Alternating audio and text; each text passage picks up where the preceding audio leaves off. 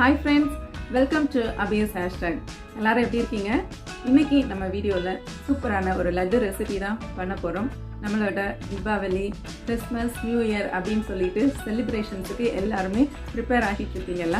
So நம்மளோட செலிப்ரேஷனாக இருக்கட்டும், இல்லை ஏதாவது சின்ன பர்த்டே பார்ட்டிஸு இந்த மாதிரிப்பட்ட ஃபங்க்ஷன்ஸ்க்கெல்லாம் நம்ம வீட்டிலையே ஸ்வீட் செஞ்சு நம்ம சர்வ் பண்ணும்போது ரொம்பவுமே ஹாப்பியாக இருக்கும் இல்லையா?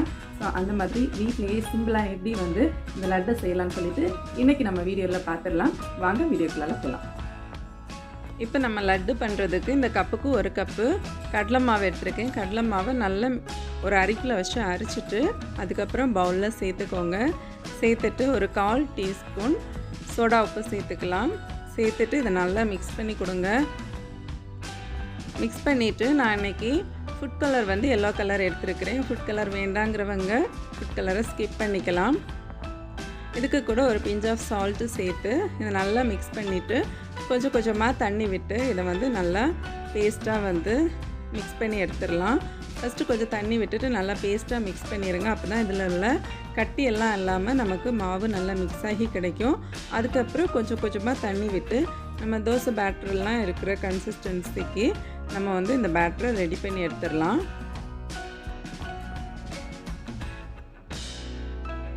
இந்த அளவுக்கு கொஞ்சம் லிக்விடியாக நம்ம விடும்போது இருக்கணும்.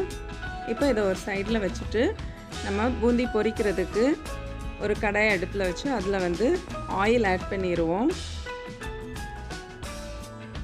ஆயில் வந்து நல்லா சூடாகணும். நல்லா சூடானதுக்கு பிறகு ஒரு ஸ்பூனோட டிப் எடுத்து அதில் டிப் பண்ணிவிட்டு இந்த மாதிரி விட்டு பாருங்கள். விட்டு பார்க்கும்போது இது கொஞ்சம் டைம் எடுக்குது பாருங்கள். அப்போது இன்னும் கொஞ்சம் கூட ஆயில் சூடாகணும். இதை நம்ம ரிமூவ் பண்ணிடலாம். இப்போ கொஞ்ச நேரம் கூட ஆயில் சூடாகட்டும். சூடானதுக்கு பிறகு இதே மாதிரி ஒருக்கா கூட மாவில் டிப் பண்ணிவிட்டு இந்த மாதிரி விட்டு பாருங்கள். இப்போ உடனேயே அந்த மாவு வந்து மேலே வந்துருச்சு பாருங்கள். இதான் வந்து கரெக்டாக வந்து ஆயில் சூடாகி இருக்குன்னு நம்ம கண்டுபிடிச்சிடலாம். ஸோ இப்போ ஃப்ளேமை வந்து மீடியம் ஃப்ளேமில் வச்சுட்டு நான் இன்றைக்கி இந்த மாதிரி கரண்டி தான் எடுத்துருக்கிறேன். நம்ம வீட்டில் எல்லாம் பூரி பொரிக்கிறதுக்கு யூஸ் பண்ணுற மாதிரி. உங்ககிட்ட பூந்தி கரண்டி இருந்தால் நீங்கள் அதை யூஸ் பண்ணிக்கலாம். பாருங்கள், இந்த மாதிரி ஒரு கரண்டி மாவு எடுத்து அதில் விட்டுட்டு நம்ம கரண்டியை கொஞ்சம் தட்டி கொடுத்தா போதும். எல்லா மாவும் கீழே வந்துடும்.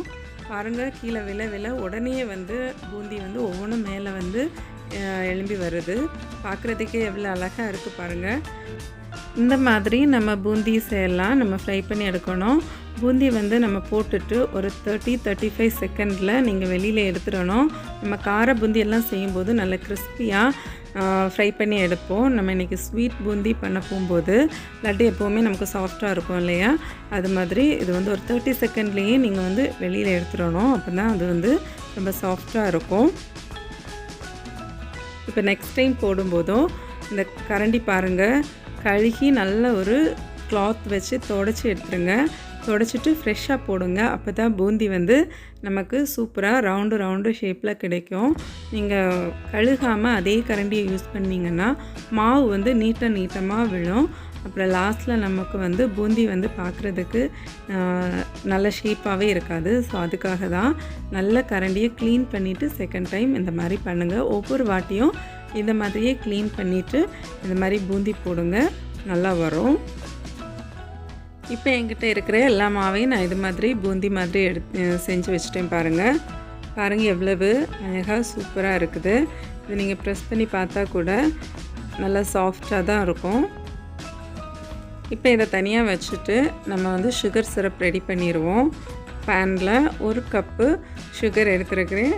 அதே கப்புக்கு 1/4 கப்பு தண்ணி எடுத்துருக்கிறேன். ஸோ இப்போ ஃப்ளேம் ஆன் பண்ணால் போதும். ஆன் பண்ணிவிட்டு சுகர் வந்து நல்லா மெல்ட் ஆகணும். சுகரை வந்து நல்லா மிக்ஸ் பண்ணி கொடுங்க. இப்போ சுகர் வந்து நல்லா பாயில் ஆகட்டும். நல்லா பாயில் ஆகி அந்த தண்ணியெல்லாம் எவாப்ரேட் ஆகிட்டு நமக்கு தெரியும் சுகர் சிரப்பு வந்து கொஞ்சம் திக்காக தொடங்கும் போது நம்ம இந்த மாதிரி வச்சு பார்க்கணும். ஒன்ஸ் ஸ்ட்ரிங் கன்சிஸ்டன்சி சொல்லுவாங்கள்ல, அந்த டைமில் அதுக்கு முன்னாடி நம்ம வந்து ஃப்ளேமை வந்து ஆஃப் பண்ணிடணும். இப்போ எனக்கு வந்து டக்குன்னு பிரேக் ஆகிடுச்சு. நான் வந்து 2 செகண்டு கூட குக் பண்ணிவிட்டு ஒருக்கா கூட வச்சு பார்க்குறேன் பாருங்கள்.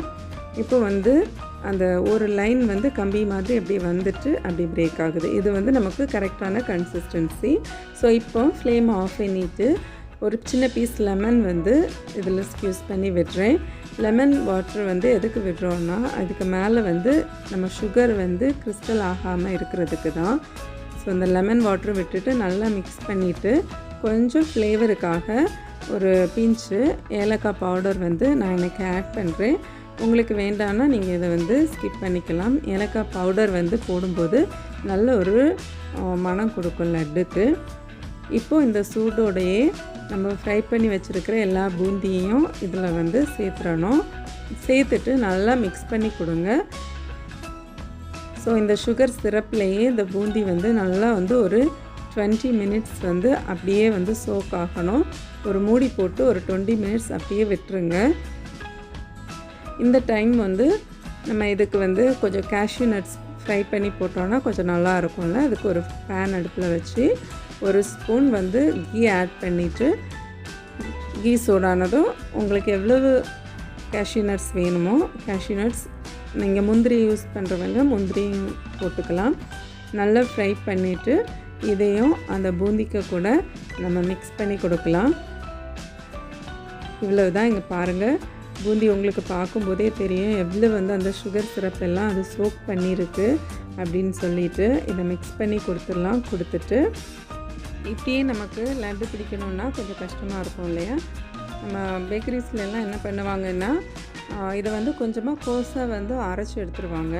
நம்ம இன்றைக்கி எல்லாத்தையும் அரைக்கல, ஒரு பாதி போல் எடுத்து மிக்ஸி ஜாரில் போட்டு இந்த மாதிரி கோஸாக அரைச்சி இதில் சேர்த்துக்கலாம். சேர்த்துட்டு கையில் கொஞ்சமாக கீ வந்து ஸ்ப்ரெட் பண்ணிக்கோங்க.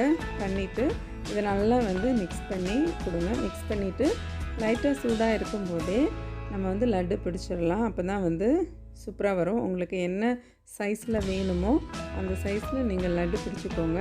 அவ்வளவுதான். சூப்பரான வீட்டிலேயே அருமையாக ஒரு ஸ்வீட் வந்து நம்ம ரெடி பண்ணிட்டோம் பாருங்கள். இவ்வளவு தான். எவ்வளவு ஈஸியாக இருக்குது. நீங்களும் உங்கள் வீட்டில் உங்களோட வீட்டு விசேஷங்கள் அப்புறமா வந்து ஃபெஸ்டிவல்ஸ் வருது, தீபாவளி, கிறிஸ்மஸ், நியூ இயர், இது எல்லாத்துக்குமே நீங்கள் வீட்டில் செஞ்சு பாருங்கள். இந்த வீடியோ பிடிச்சிருந்தா லைக் பண்ணுங்கள், ஷேர் பண்ணுங்கள். நீங்கள் இன்னும் நம்ம வீடியோவை சப்ஸ்கிரைப் பண்ணலைன்னா கீழே இருக்கிற சப்ஸ்கிரைப் பட்டன் யூஸ் பண்ணி சப்ஸ்கிரைப் பண்ணிக்கோங்க. பக்கத்தில் இருக்கிற பெல் ஐக்கானையும் ப்ரெஸ் பண்ணிக்கோங்க. நான் இன்னொரு இன்ட்ரெஸ்டிங்கான வீடியோவோட உங்களை மீட் பண்ணுறேன். அது வரைக்கும் பாய், டேக் கேர், தேங்க்ஸ் ஃபார் வாட்சிங்.